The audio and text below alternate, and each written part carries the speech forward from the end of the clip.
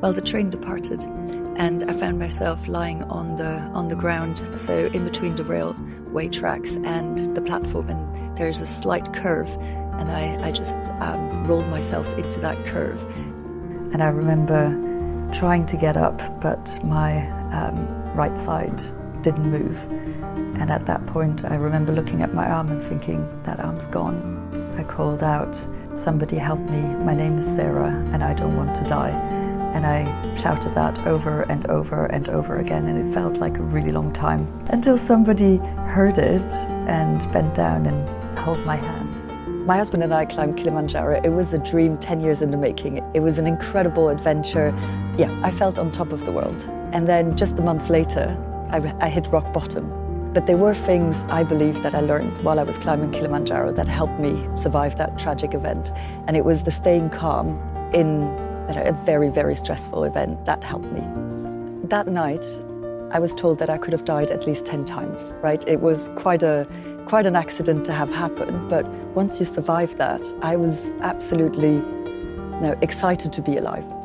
The joy is there, and so if you think about, like, my family could have spent Christmas without me, and the fact that I'm alive and that I'm here is just incredible. Everything has got an extra sparkle to it. I completely discovered this world of prosthetics. I didn't know much about it before, but it is absolutely incredible how far the innovation has come. Actually, today I met with the CEO of COVII, who make the bionic hands, and he showcased that, and it's absolutely incredible.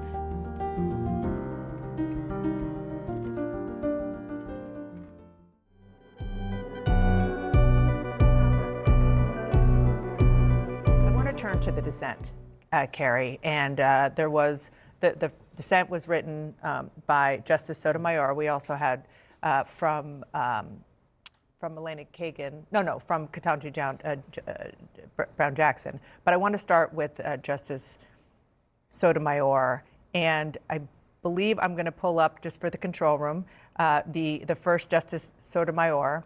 Never in the history, so this is what she said: never in the history of our republic has a president had reason to believe that he would be immune from criminal prosecution if he used the trappings of his office to violate the criminal law. Moving forward, however, all former presidents will be cloaked in such immunity. If the occupant of that office misuses official power for personal gain, the criminal law that the rest of us must abide will not provide a backstop. With fear for our democracy, I dissent. Back with the team here in New York. Tim Naftali, you're a presidential historian. You focused a lot on Nixon. What do you make of this? This decision was written as if America has never had a corrupt president. This decision is blind to the ways in which presidents have used their core constitutional authorities to hurt the American people.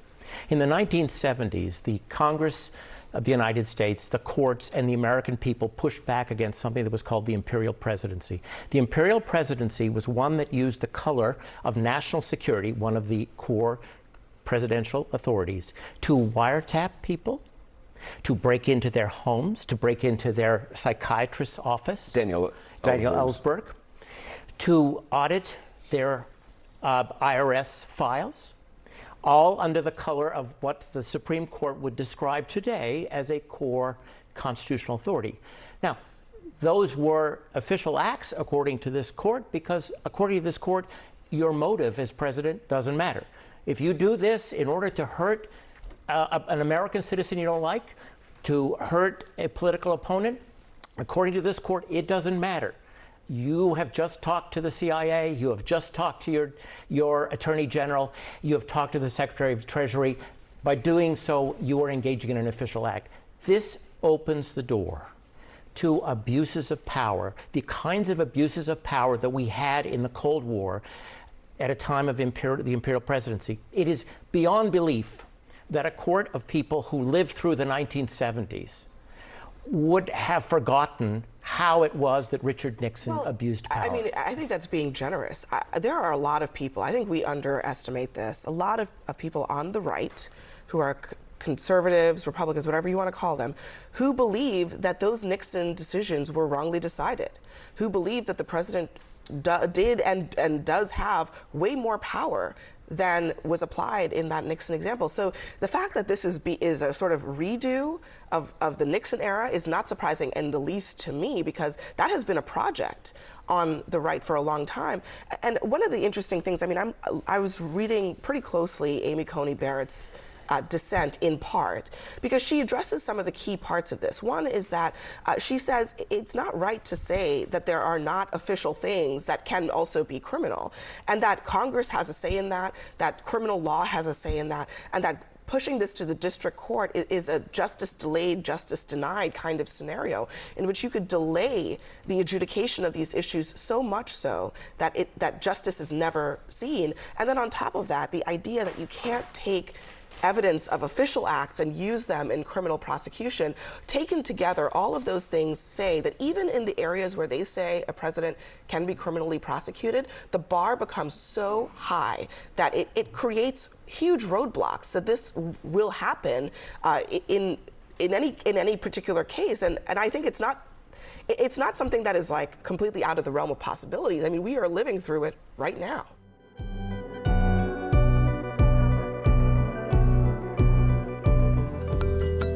Gambar itu seolah-olah ingin menunjukkan bahwa binatang itu sedang melakukan pergerakan. Bahwa manusia penggambarnya bisa membuat sebuah lukisan yang cukup imajinatif di 45.000 tahun yang lalu itu sungguh luar biasa.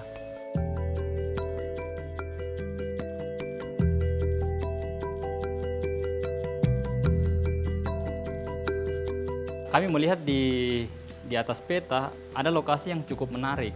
Jadi ada satu daerah yang dikelilingi oleh pegunungan kars dan di tengahnya ada lembah. Nah, itu membuat kami penasaran dan akhirnya ya mengunjungi tempat ini.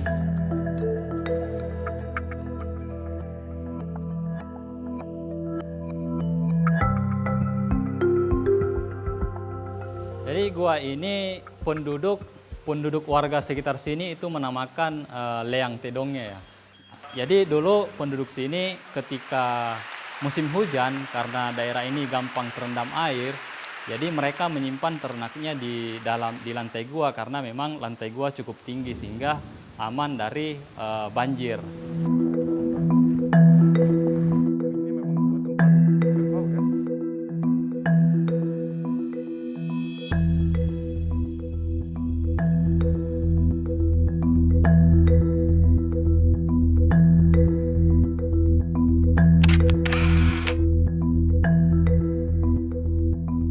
Panel itu ya, gambar babi, memang gambar itu memperlihatkan cukup kompleks ya, karena kita bisa lihat di salah satu gambar babi itu ada seperti dua gambar babi yang ditimpa.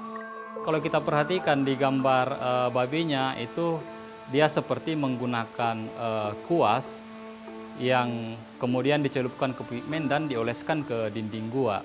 Di bagian lain, di gambar cap tangan, sepertinya itu metode yang digunakan dengan semprot.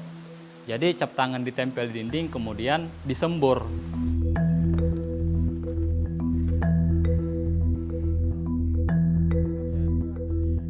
Para peneliti meyakini bahwa ledakan intelektual pertama itu hanya ada di Eropa. Itu menunjukkan bahwa di sini juga punya kemampuan kognitif yang sama. Di negara manapun belum ada yang membuat lukisan seperti yang ada di Nusantara ini. Nah, tentu saja patut menjadi kebanggaan. Nah, kalau saya bilang bahwa hai anak muda, di dalam darahmu, di dalam tubuhmu ada gen yang pintar, gen yang cerdas. Nah, buktinya apa? 40.000 tahun nenek moyang kamu sudah membuat lukisan yang begitu cerdas.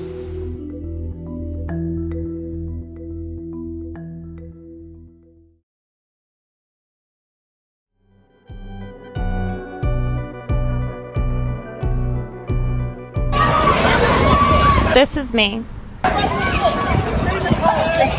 On a day with the 8 o'clock curfew, we were marching down towards Battery Tunnel. The police started driving through the protesters. There was like a stand down between the police and protesters. Then they started to attack us.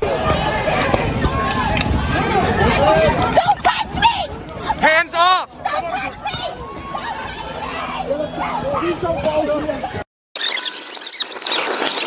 I had a sign that said white silence equals violence. I was kind of just standing there saying, like, you can't do that. And that's when another officer came running towards me. He grabbed me by my ponytail and yanked me down to the floor. And another cop got on top of me on my back. Like, I couldn't breathe. It was terrible.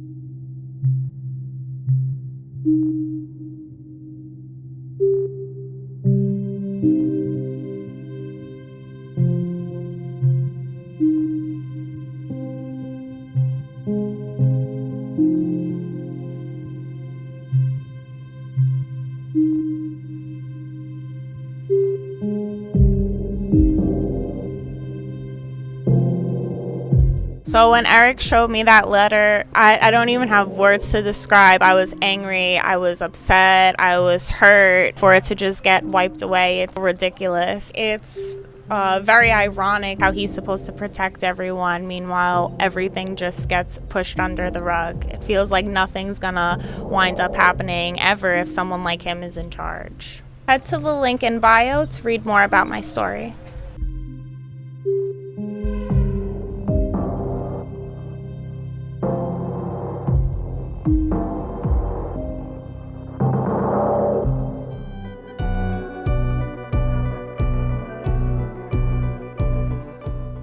The future, which is unknown and uncertain, is still unknown for me, but is certain.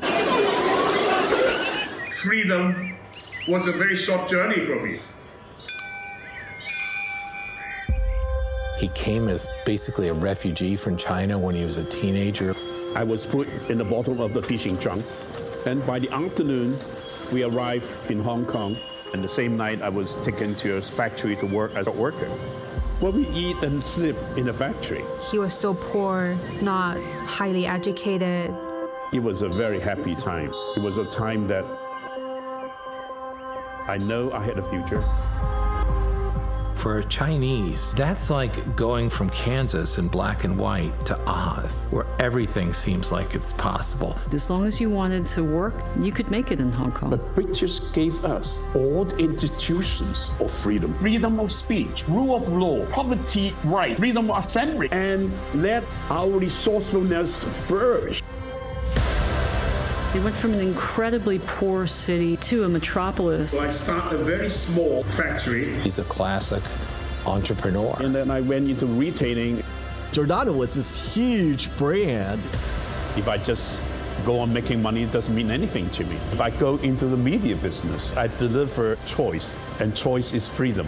Apple Daily played a very important role in Hong Kong's pro-democracy movement. We've never had a territory of 7.5 million people who have lived and breathed their basic freedom, having that taken away from them.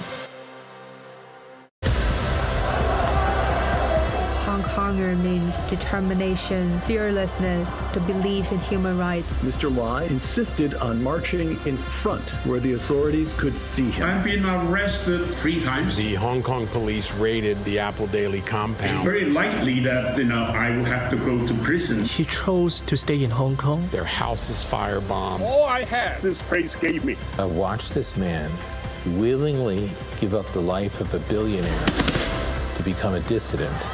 This is a time for sacrifice. Even if they kill me, I will have to fight to the last day. He's probably the most famous newspaperman now jailed in the world. I owe freedom, my life.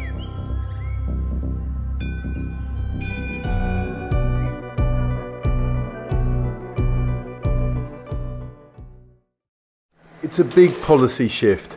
The United States is now allowing Ukraine to use the weapons it's providing to attack targets on Russian soil. That's something it had banned since the war started. It still imposed restrictions, US weapons can only be used to strike the other side of the border from the Kharkiv region in northeastern Ukraine. Over the past few weeks, Ukraine came to us and asked for the authorization to use weapons that we're providing to defend against this aggression, including against Russian forces that are massing on the Russian side of the border and then attacking into Ukraine. That went right to the president, and as you've heard, he's approved the use of our weapons for that purpose. Going forward, we'll continue to do what we've been doing, which is, as necessary, adapt and adjust. That adapting and adjusting has come after Russia bombarded Kharkiv for months with missiles and glide bombs launched from Russian territory. And when Russian troops crossed the border in May in a ground offensive that's captured more than 200 square kilometers of territory, President Zelensky told allies that Ukraine needed to be able to stop the attacks at source. We can see the places where the arms are. Even from reconnaissance, you can get maps, satellite images. But we cannot respond, and I think that's unfair. European allies like the UK, France and now Germany have agreed, all allowing Ukraine to use their weapons to hit targets on Russian soil too, with varying degrees of restrictions. But the US is by far the country's biggest arms supplier. Ukraine needed it on board. But for President Biden, strikes on Russian territory using US weapons was for a long time a red line. He and his government worried about escalating the war and countries from the NATO military alliance getting dragged in. President Vladimir Putin, speaking on Tuesday before the announcement, warned precisely of that. Representatives of NATO countries, especially in Europe, especially in small countries, they should be aware of what they're playing with. Before talking about striking Russian territory in general, this constant escalation can lead to serious consequences. NATO Secretary General riposted this Friday. Russia has escalated by invading another country, and Russia has escalated just the last weeks by opening a new front where they are hitting Ukraine from inside Russia. And of course, to assume that Ukraine should not hit back is in no way reasonable, because Ukraine must be able to defend their territory. Ukraine's allies will be aware they're walking a tightrope between supporting the country's right to defend itself and a much wider conflict. John Holman, Al-Jazeera, Kyiv.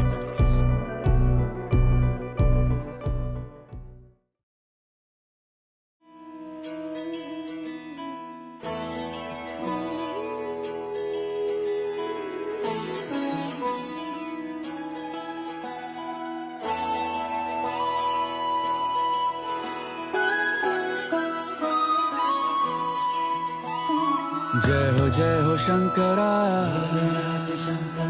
आदिदेव Shankara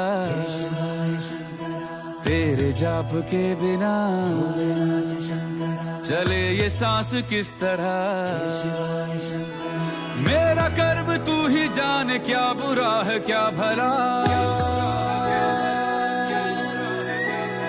तेरे रास्ते पे मैं तो आंख मूंद के चला।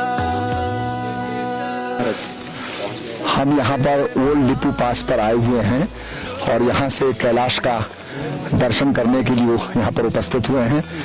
ये 17,800 फीट है और अपने आप में एक बहुत बड़ी अचीवमेंट है यहाँ पहुँचना भी, और यहाँ से सीधे हमें कैलाश के दर्शन होते हैं, तो अपने आप में बहुत ही सुरभ्य कठिन ये यात्रा है।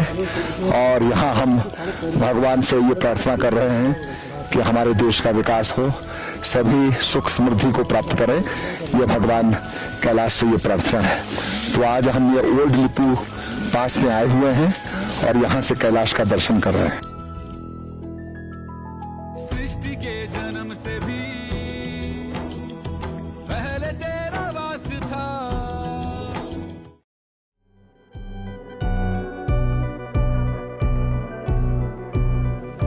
Kate Carlton has seen the very worst of humanity as a trauma nurse at Sutter Roseville Medical Center just outside of Sacramento. After Sandy Hook, the young mom took on a new mission: to empower kids, really young kids, to do something during the unthinkable. I wanted my kids and other kids that if they are in a situation where it may be an active shooter situation or a mass shooter situation, that they could help. Hi, guys. Which is why we find ourselves in this classroom with these adorable third graders who are about to get a lesson in a way that I've never seen before. They're going to learn how to stop the bleed. I want you to think about that you guys have the knowledge and the power to save somebody's life by knowing this. Kate is now part of a grassroots movement among trauma specialists backed by the American College of Surgeons and the American Red Cross to teach these skills to young children. The likelihood of a child dying in a school shooting may be rare, but a child dying from a firearm is not. In 2021, guns were the leading cause of death for young people under 18 in the United States, making up 19% of all children's deaths. Stop the Bleed training was born in the aftermath of Sandy Hook, when a panel of trauma specialists from around the country determined that turning bystanders into immediate responders could very well save lives. What is staggering, though, is that for the past 6 years, Kate has been teaching kids as young as kindergarten how to pack a wound and stop bleeding. So if you see somebody who's hurt and there's a puddle of blood next to them, that's one of the things you're going to look for. So everybody say puddle. Yes. Kindergarten, it just seems so young to think about putting, pressure on a wound, trying to stop the bleeding, but they seem to understand what you're saying. As long as we present it in a way to them that is non-threatening, it's not scary, they roll with the information very well. We kind of take away that active shooter part and just say, look, we're teaching bleed control in what can happen in the home, or just when you're out on your day-to-day environment. Do you think if they got cut with one of those saws that might cause them to get hurt pretty bad? Yeah. Okay, so we're going to take what we have and we're going to pack it inside. For the younger students, she emphasizes packing the wound deeply. The next thing we're going to do is we're going to have to hold pressure. Keeping in mind that with injuries like gunshot wounds, the bleeding often happens deep, so superficial pressure alone won't be enough. Do you think you're strong enough to do this? Yeah. So I'm just going to have you guys put your knee on it. It'll make it a little bit easier for you and you won't get tired. Good? Okay. None of this is easy. Empowering, yes, but sad that the training has become increasingly necessary. The question about gun violence came up today in the 6th grade class. What goes through your mind when you know that topic has now been broached? What I try to do is I acknowledge it because it's real, but I'm very aware and cognizant of not spending my time on the gun violence part. But it also tugs at my heartstrings a little bit, for sure, with the kids that's even on their mind. In a world where we already teach our kids to run, hide, and fight during active shooter drills, teaching elementary students how to control bleeding may become as useful as stop, drop, and roll. I was watching you today, and it was emotional a little bit for me, even as a trauma surgeon, to think that you're teaching kids to do things that, I don't know, I just feel like it's sad that kids would have to learn that. Initially, when I first started it used to. And I think I've really worked hard to take that emotion out of it. When I say that emotion, it's because I feel like when I would initially go into that with that kind of feeling, I just found that I couldn't teach the information in a way that it resonated with them. It was being taught out of fear from me, and I don't want that. If we can teach it like teaching hands-only CPR or how to use an AED, like it just becomes part of what we do. It can be used in all situations, whether it's a violent situation or it's not. But either way, it's saving somebody's life. Sit up nice and tall, and what do you do? Pat yourselves on the back. Dr. Sanjay Gupta, CNN, Rockland, California. All right, you guys saved their life.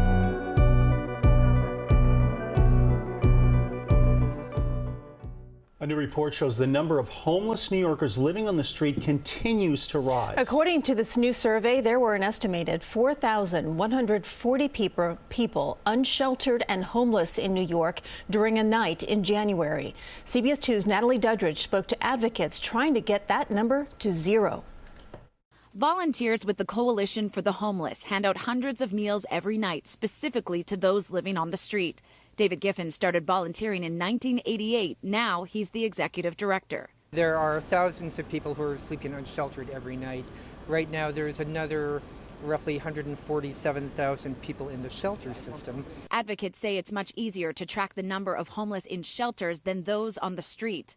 So each year on a cold night in January, as part of a federal mandatory count, thousands of volunteers take part in HOPE, the Homeless Outreach Population Estimate. You find people on church steps, synagogue steps, in the street, maybe looking disheveled, and then you ask them if they're homeless. Councilmember Gail Brewer says despite the arrival of 200,000 asylum seekers in New York City, 65,000 still in its care, she believes the homeless on the street are a different demographic. Are not migrants. I think most of them are regular New Yorkers. This year's outreach team counted 4,140 people sleeping on the street, compared to last year's count, 4,042. What we've seen is essentially a doubling of the number of people experiencing homelessness in shelters and flat numbers on the street, right? Do we want that flat number to be lower? Absolutely, we do. This graph from the U.S. Department of Housing shows in 2023, 70% of LA's homeless population was unsheltered, compared to only 5% of New York City's. Still, most residents we spoke to say they feel like they're seeing more homeless. Everywhere, in the corner, in the train. It's gone up. It's definitely elevated the past 5 years or so. Advocates say the most effective solution is permanent housing. Put pressure on the elected officials to come up with an actual effective housing plan. In Manhattan, Natalie Duddridge, CBS 2 News.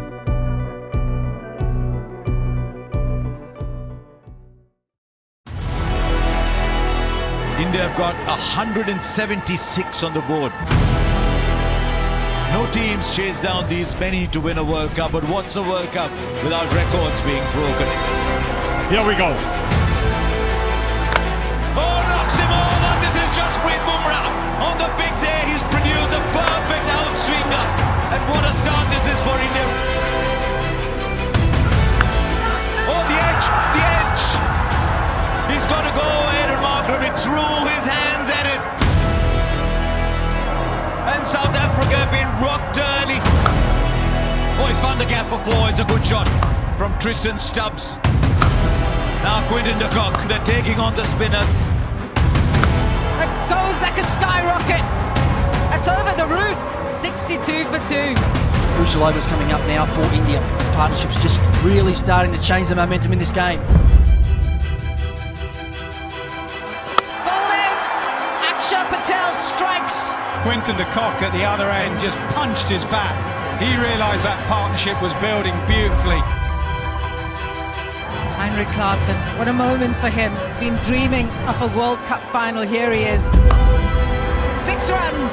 When Heinrich Klaasen is batting the way that he likes to bat, this game is on the line right now. Terrific. That is a shot filled with great skill and power from Heinrich Klaasen. Lovely. That's a pet shot for Quinton de Kock. Goes for it again, straight to him! As soon as the fielder has dropped back there, Quinton de Kock has fallen! Rohit Sharma knows, game is getting tighter by the minute. Well struck, beautifully struck! He is some player! It's on the roof! South Africa on a rampage here. He goes again. Heinrich Klaasen flexing here at Kensington Oval. Is this the day that the Rainbow Nation finds the pot of gold at the end? It's almost down to a runner ball now. Little touch, yes, the break has done it. The loss of momentum, nicking a wide one. Klaasen goes frustrated. India breathing in. Is there going to be another twist in the tail here in this game? Is this the last throw of the dice for India? Jasprit Bumrah has to break this now. Oh, he's got him! He has done the job! He's broken through. The big man turns around and looks at the shattered stumps. He leaves the park in India. India are seriously back in this. 157 for 6 and South Africa need 20 from 12. The squeeze is on. Starting to get really tough for South Africa. 16 from 6. Wide. Muller gets it. And he gets plenty of it, does he? No! What a catch! Oh my God! I don't believe what I've just seen. Athleticism at its very, very best. This is quite an incredible moment, folks. One of the greatest catches in cricket history when you look at the occasion and the pressure. Edge down to the boundary for 4. 12 from 4 now. Swings in the air, this should be taken. It's Surya Kumar Yadav. India will feel they won this World Cup now. Kohli knows. They all know. The world of cricket knows. It is just moments away. It's in the air, it's India who win the T20 World Cup after 17 years. The drought is over. This is what you play for. This is what creates memories. You can see tears in the eyes of some of the greatest players in the game. That's how much it means. ICC Men's T20 Cricket World Cup Champions 2024.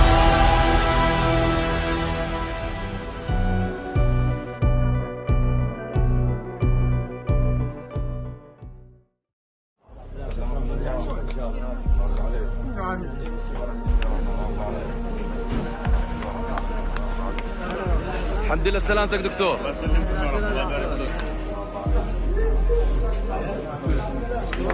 ما يمر به الأسرى الآن لم يمر في تاريخ الحركة الأسيرة منذ نكبة من 48. معاناة شديدة. الأسرى يتعرضوا إلى إهانة جسدية وإهانة نفسية يوميا. هناك من الأسرى من استشهد وهو يعني في أقبية التحقيق. هناك من الطواقم الطبية من استشهدت. الخدمة الطبية لا تقدم لأي مريض في داخل السجون، بالعكس بل الطواقم الطبية تعتدي على الأسرى، وهذا مخالف لكل المواثيق الدولية والإنسانية. أي مريض أسير يطلب حبة دواء وحتى لو كانت أبسط شيء لا يتم إعطائه له. جميع الأسرى تم نقص وزنهم أقل شيء 25 كيلو. كلهم يتعدي يعني الأمراض يعني انتهكت أجسادهم، كلهم جميعا يعانوا.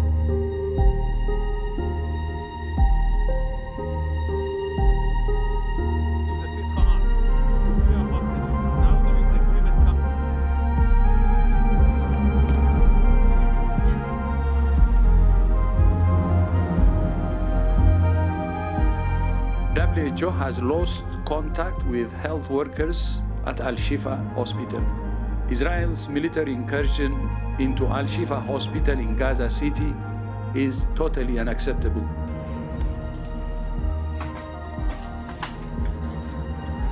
بإذن الله سبحانه وتعالى سنعود إلى العمل وسنبني مجمع الشفاء الطبي كما كان وأحسن. هذا المجمع الذي سيكون منارة بإذن الله سبحانه وتعالى لأهلنا في فلسطين جميعا وليس في قطاع غزة، وسنبنيه وسنكون على رأس عملنا عندما تصلح الظروف